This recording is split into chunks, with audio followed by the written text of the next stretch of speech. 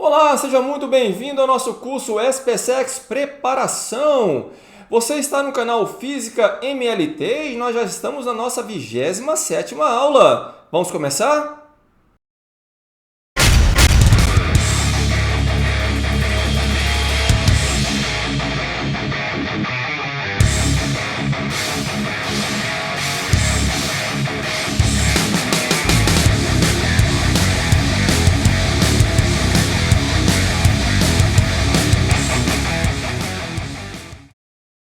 Bom, para essa aula, nós vamos concluir aí os exercícios do nosso material e também vamos resolver questões extras, tudo referente aí ao assunto da aula passada, estática.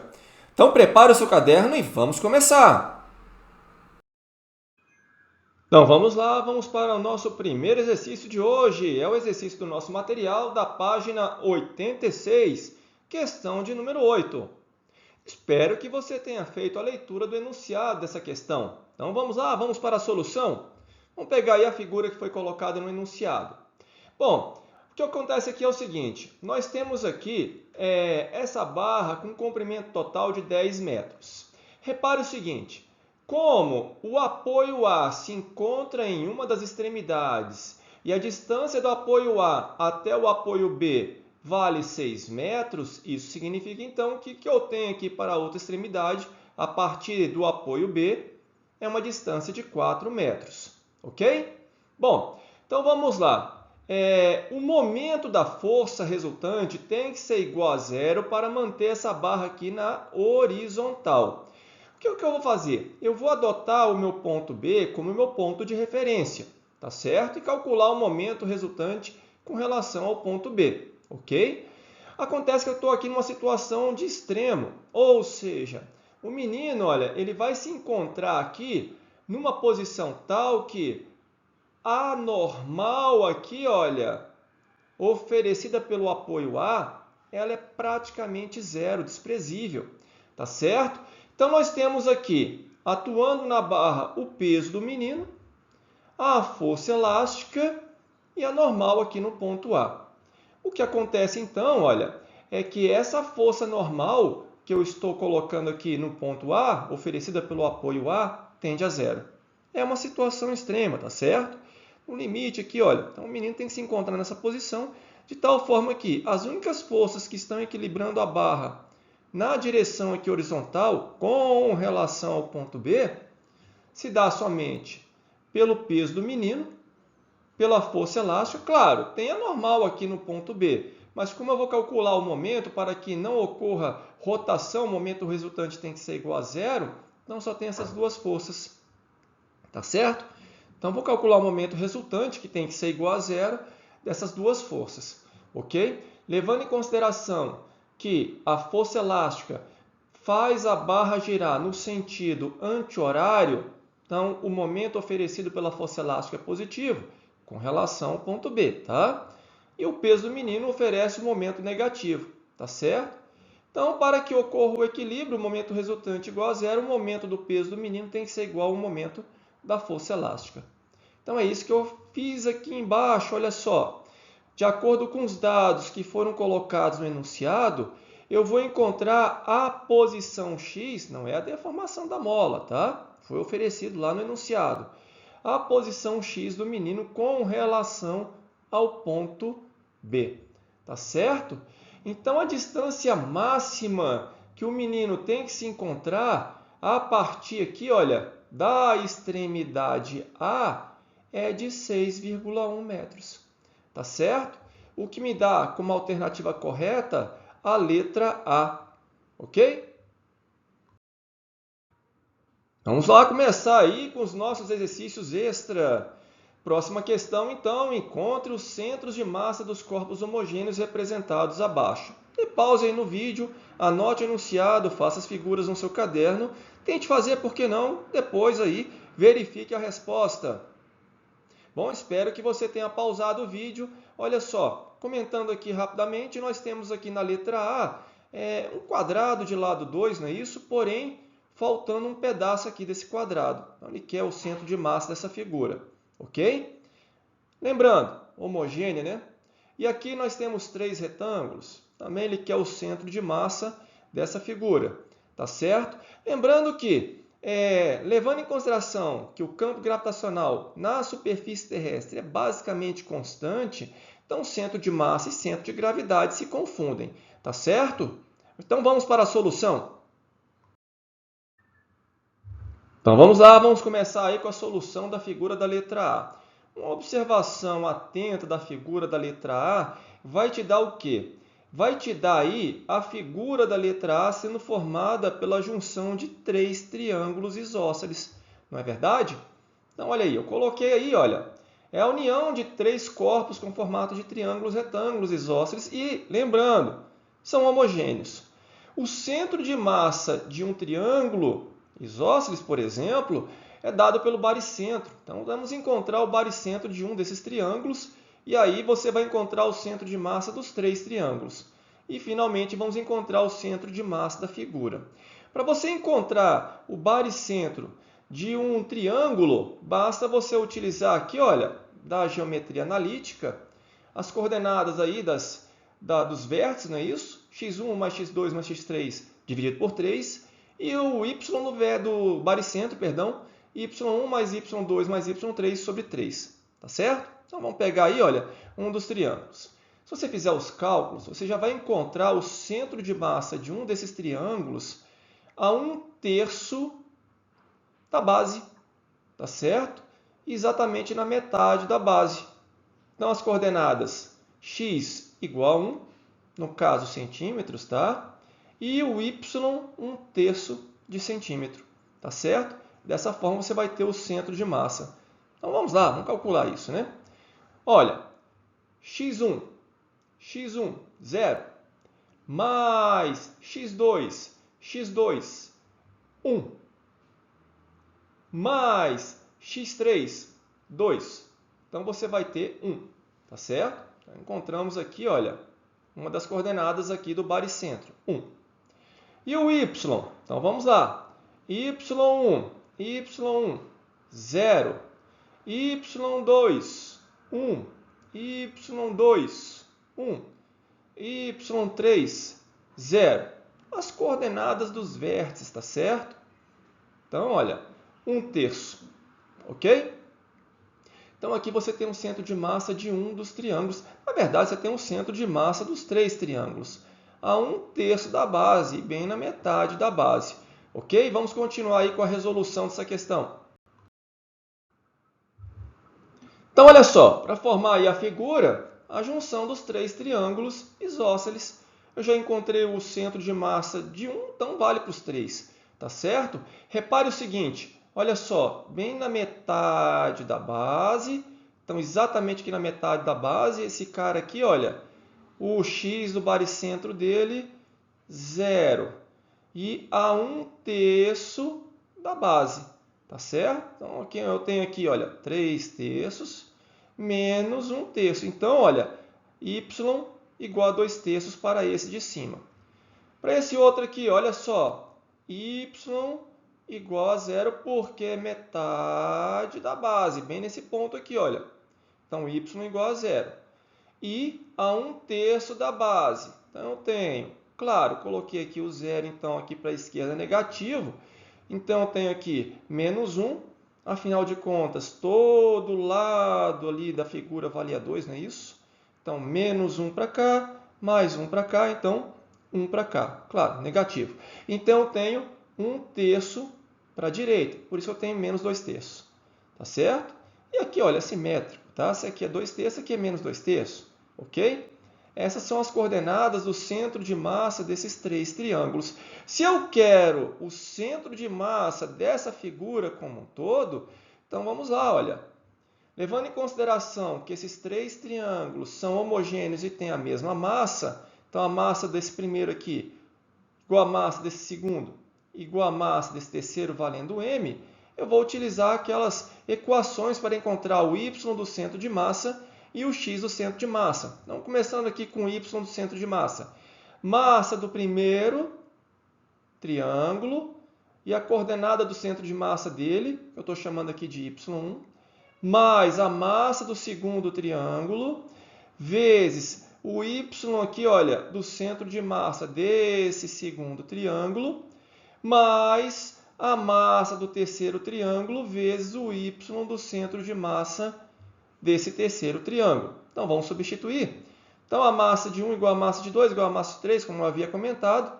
Então, eu tenho m vezes 2/3, o y do primeiro triângulo, mais m vezes o y do segundo triângulo, 0. Comentamos rapidamente, não foi? Mais a massa do terceiro triângulo vezes o y do terceiro triângulo, menos 2/3. Tudo isso dividido pela massa total, no caso 3m. Portanto, o y do centro de massa dessa figura aí, olha, 0. Então, está bem aqui, gente. 0, ok? Por enquanto. E o x do centro de massa? Então, vamos lá. X do centro de massa, a mesma história. O que vai mudar agora é simplesmente o x, tá certo? Que você vai usar. Então, olha, desse primeiro triângulo, o x1 vale 0. Então, x1 vale 0. Do segundo triângulo, o x2 vale menos 2/3. Menos 2/3. Tá certo? E o y do terceiro triângulo? 0. Tá certo? Perdão, o x, né? O y vale menos 2/3. Fizemos lá em cima. O x vale 0. Tá certo? Então, o x do centro de massa, menos 2/9 de centímetros. Mais ou menos nessa posição aqui, olha. Tá? É o centro de massa dessa figura. Ok? Tranquilo, né? Só que tem que fazer muita continha, mas tem uma outra forma da gente resolver. Vamos ver? Então, vamos lá. Uma outra forma de você resolver essa questão aí do item A, né? Olha só.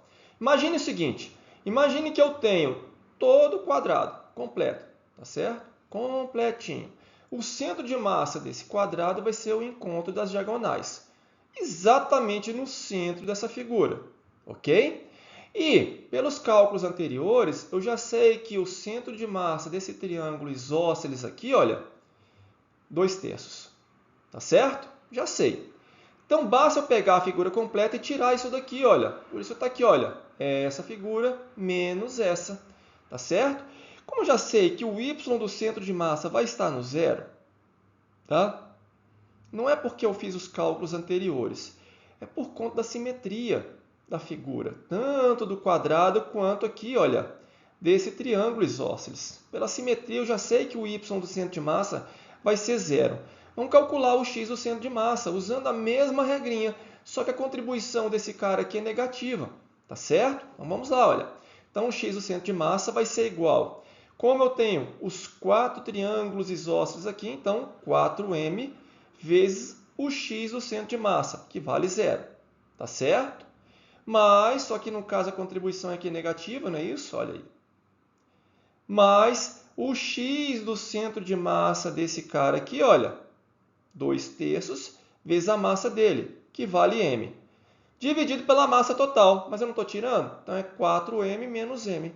Então, menos 2/9 de centímetros.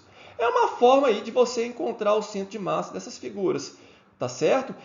Quando eu resolvi uma questão aí do ITA, eu tive que levar em consideração exatamente essa parte aí, olha, eu tive que levar em consideração essa subtração, tive que tirar aí de uma esfera um pedaço da outra. Eu vou deixar aí o card para que você possa observar como é que eu fiz. É bem parecido, ok? Então vamos lá, vamos para a letra B. Vamos pegar aí a figura. Eu já peguei o seguinte, eu já dividi aqui os retângulos, tá?